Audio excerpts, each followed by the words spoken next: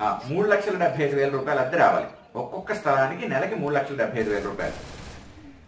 ఆ లెక్కను చూసుకుంటే కేవలం ఈ 300 స్థలాలకు సంబంధించి కపాలీశ్వర ఆలయానికి మాత్రమే సంవత్సరానికి దాదాపుగా 140 కోట్లు రావాలి. మన తమిళనాడు ప్రభుత్వం లేదా తమిళనాడు దేవాదాయ శాఖ వాళ్ళు ఈ 300 స్థలాల్ని జనాలకు ఇచ్చేసి లీజు పేరు మీద వసూలు చేస్తుంది ఎంతో చెప్తే ఎవరికైనా సరే రక్తం మరిగిపోవడం ఖాయం అన్నమాట. 40,000 వసూలు చేస్తున్నారు వాళ్ళు.